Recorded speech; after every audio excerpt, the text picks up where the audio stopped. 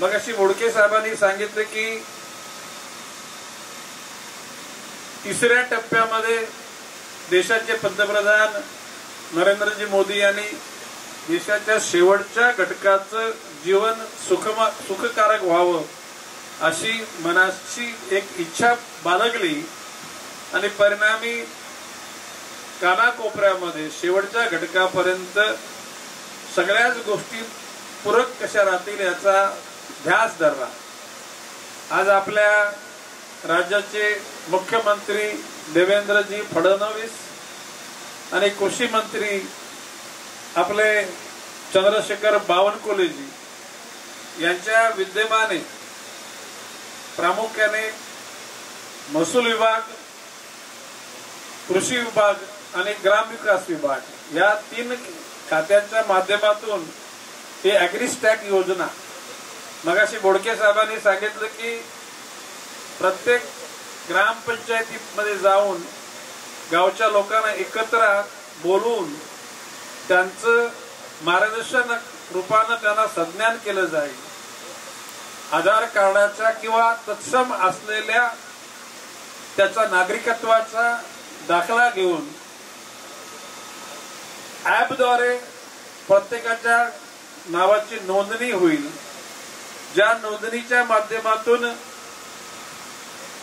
त्याला सगळ्या या 3 विभागामध्ये महसूल विभागात घडलेले बदल, ग्रामविकास आणि कृषी विभागामध्ये बदल ते लगेच कळतील आणि अडचणी सुद्धा ऑनलाईन मांडता येतील। म्हणजे ऑनलाईन म्हणजे तुम्ही तुमच्या ग्रामपंचायतीच्या ऑफिस मधूनच त्या खात्याला तुम्ही संपर्क साधू शकाल।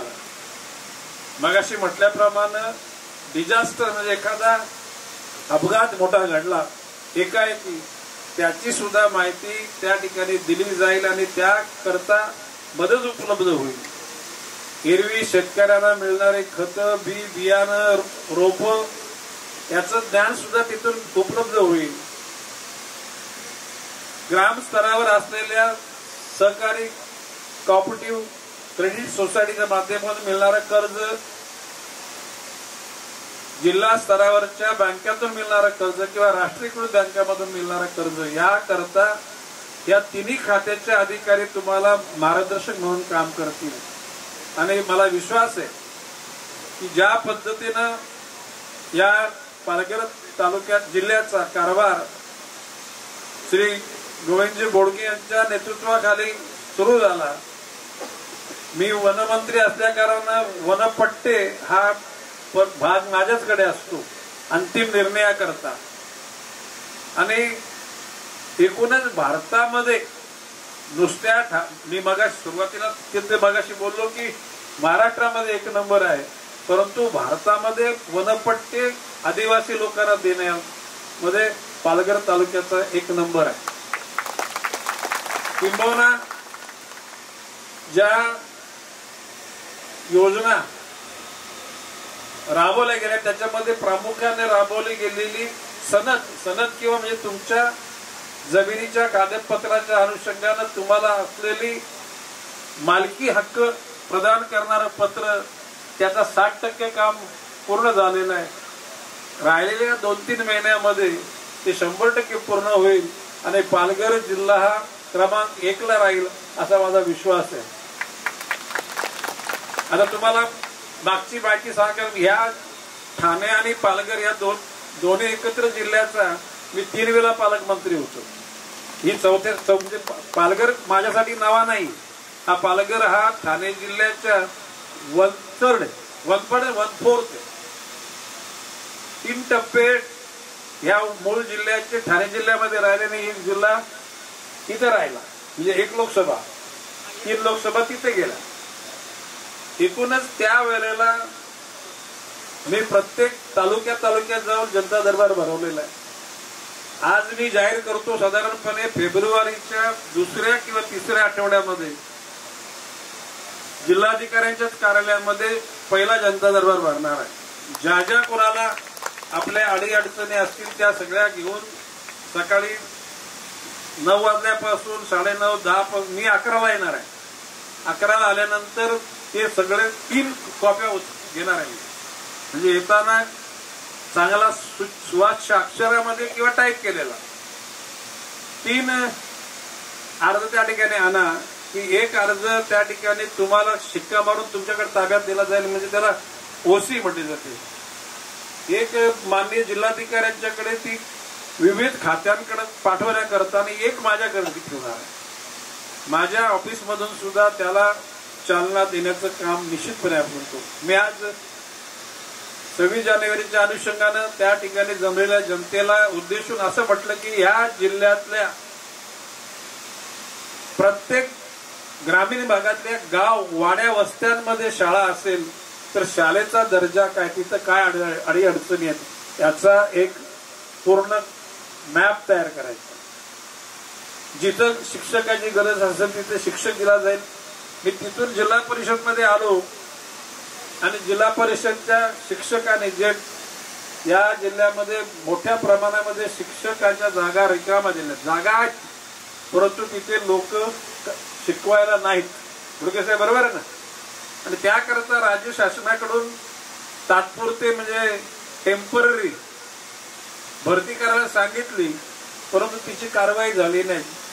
जिल्हा परिषदचे सीओ भानुदासजी पालवे आणि जिल्हा परिषदचे अध्यक्ष श्री निकम यांनी माझ्या लक्षात आल्याने मी निश्चितपणे सांगतो की आजच भानुदासजी पालवे तुम्ही ऑनलाईन पत्र द्या. उद्याला मी अजितदादांच्याकडे तुमचा जो पेसामध्ये असलेला पगार जास्त आणि पेसाच्या बाहेर पुस्तक कार्यालय गेलं तर ते रिकाम पगार कमी, ही बाब उद्याच्या उद्या मी माननीय अजितदादांच्या कानाला घालतो. पुढच्या कालखंडामध्ये शिक्षणानंतर आरोग्य. आपल्या कुठल्याही गावामध्ये कुठलाही माणूस कुठल्याही व्याधीनं त्या ठिकाणी ग्रस्त असेल त्याला उपचार नाहीत असं होता कामा.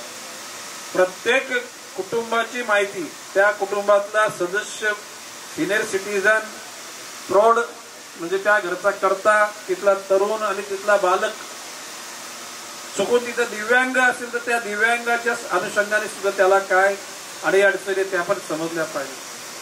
महिलांच्या करता राज्य शासनाचं धोरण हे अतिशय प्रभावीपणे त्या ठिकाणी सकारात्मक आहे आणि म्हणून त्याच्यातूनच लाडकी बहीण योजना सुरू झाली. मिळाले लाडक्या बहिणीला पैसे मिळाले का नाही? मिळाले का नाही? हातावर मिळाले ना? मिळाले. आता आम्ही असेपर्यंत ते पैसे बंद होणार नाही याची गॅरंटी. दुसरीकडे कपात करू, फार सोर्सेस म्हणजे उत्पन्नाचे अधिक काही मार्ग काढू, परंतु दिलेला शब्द पुरा करू.